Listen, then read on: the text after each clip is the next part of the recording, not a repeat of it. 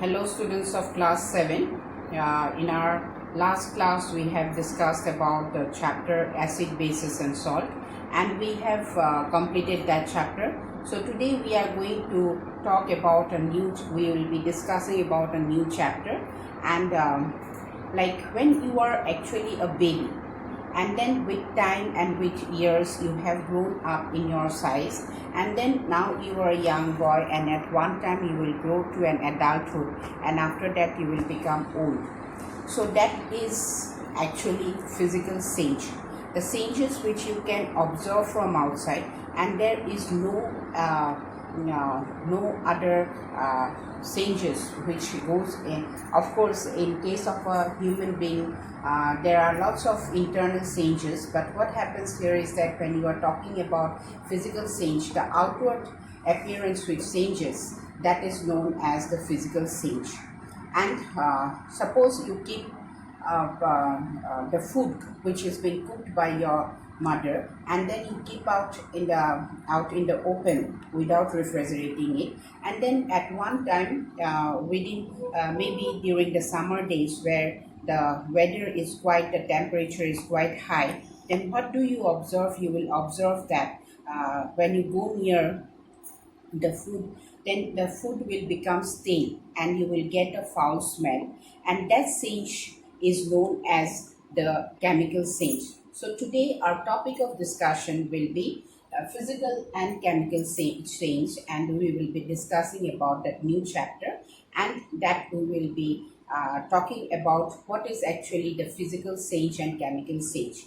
Now, as I talked about physical change, when you are talking about a physical change, then what do you see? Suppose with the change in the season, what happens here is that you will find that the day and night, there is an occurrence of day and night, and it will go on changing. So that means with the rotation of the earth, what happens at one time, you find that there is daytime, and after some time there is there is night, or before night you get the afternoon, then you get evening. So that is actually a change which occur every day, and that is a natural change, and which you can observe without that means there is no chemical changes, no new substance is being formed. And what happens here is that suppose you are having a piece of paper, and then what you do, you just tear it off. So you find that in that change, there will be no new chemical compound which will be formed, but only there will be change in the shape of the paper. So that is a physical change. Now, when you keep milk out for some time, and then especially during the hot days, summer days, then the next day you will find that it forms curd. So there, or if you keep it during if you keep it for 2 days during the winter season, then you will find that it will turn into curd. So the changing of curd takes time on the basis of the temperature of the day. So what happens here is that here the milk that you had, it turns into curd, and that is a chemical change. So when you are talking about milk which turns into curd, that is a chemical change, because here you cannot change curd to milk. You cannot change curd to milk because a chemical change has occurred, and that is known as a chemical change. Now, staining of food or spoiling of the food during the summer days, then what happens is that you keep the food outside, then you will find that the food will get stale, and you will get a smell which is not favorable for you, and you will not be able to intake that food.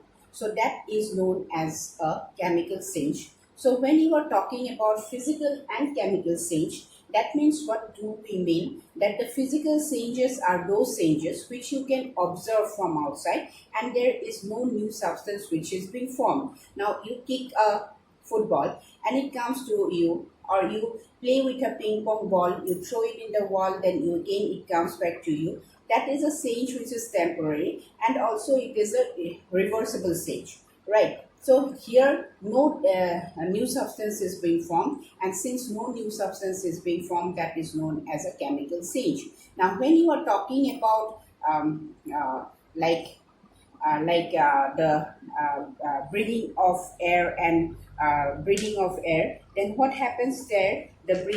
Here, what type of change it will be? It will get inside your body, and then what happens? Oxygen will be consumed, and then carbon dioxide will be given out. So that is actually a chemical change. So what happens when, how can you define a chemical change as? A chemical change is the one in which a new substance is being formed, and in that new substance, you cannot alter it to the original one. So like if you think about altering curd into milk, you cannot, because a new change has occurred. So that is what, when you are talking about the original substance that participate in a chemical reaction, you have already studied about the reactions in acid, bases, and salt. So when you are talking about changes that happens chemically and new substances are being formed, that is known as a chemical change, right? And then this original substance that participate in the chemical reaction, they are known as the reactants, and the one which participate in the that are formed. That means if you talk about a reaction in which the milk changes into curd, then what will happen? This curd is the reactant, and this is the product. That means the curd is the product, right? So when a new substance is being formed during a change, that is known as the chemical change. Now, as we move forward, now what is a chemical change? Now, as we move forward with our discussion, that means what happens here is that when you talk about the rusting of iron, I think most of you know what is rusting of iron, what is corrosion. That means the eating up of the metals. Generally, rusting of iron occurs with only iron, and then there is corrosion also, where the other metals are being eaten up in the presence of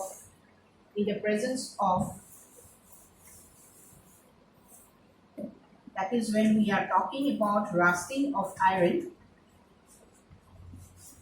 Then what happens here is that here two important conditions have to be present. That means there must be moisture, and there must be presence of air, that is oxygen. That means oxygen has to be present, and then moisture of the air has to be present for rusting to occur, right? Then you keep a piece of iron out in the atmosphere, and then what will happen? The rod or the iron metal will be eaten out, and when after some time if you touch it, then you will get a brownish crush, right? So when you get a brownish crush, then that is known as the rust. And what is rust? It is iron oxide. So during the last Zoom class, some of you have asked, a student asked me how to balance the reaction. So here I will explain you how to balance the reaction as well, and what is rusting and how you can show it through a chemical reaction. So since rusting of iron is a chemical reaction, that is why suppose iron, that means it is Fe plus O2 plus H2O. So that means when iron reacts with oxygen with water, then what do you get? You get iron oxide Fe2O3 and H2O. Now this H2O is known as water of crystallization.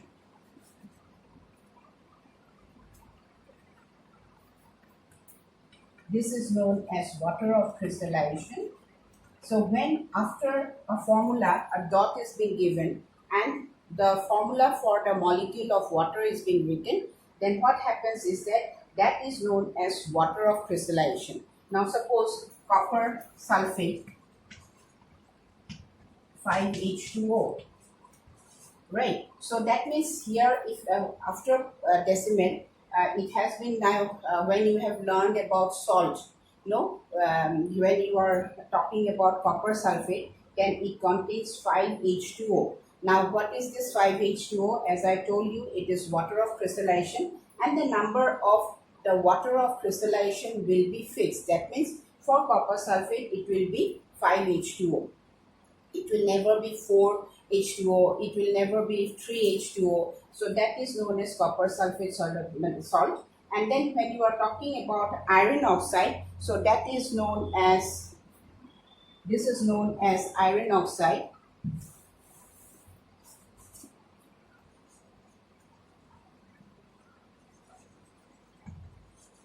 So here you see that when you are talking about the chemical reaction, then what happens here is that you see, when you are balancing a chemical reaction, then always remember that the number of atoms, these are the reactants, which are written on the left hand side is the reactant, and which are written on the right hand side are the products. So when you have to balance a chemical reaction, please remember that the number of atoms in the reactant side should be equal to the product side. Now here you see the number of iron atoms is 1 in the reactant, and in the product side it is 2. So always you have to please remember that you cannot add here 2 to make it 2, because we do not add, while balancing the reaction we do not use subscripts. So we use the whole number. So since here it is, and always remember that balancing of equation is a heat and trial method. You have to assume. Since here it is 2, so we will write here 2. Right? So if we write here 2, so it becomes 2. But here the oxygen is 3, and here it is 2. So to make it equalize, the factorize. So when what factor will be common? Here, that means you have to write here 2 and here 3. So that means 2 3s are 6 and 2 3s are 6. The number of oxygen atom becomes equal. But here you see 2 2s are 4, but here it is 2. That is why to make it 4, we have to put here 4. Right? Then H2 is similar, and oxygen is similar. So that is why when you are talking about 4Fe2, that means now here you see number of iron atom is 4 and number of iron atom here is 4. Number of 3 2s are 6, number of oxygen atom is 6, and number of oxygen atom is 6. Then here number of hydrogen atom is 2 and 2, oxygen here is 2 and 2. That means it balances the chemical reaction. So this is how you need to balance the chemical reaction. So thank you very much. I end my class over here.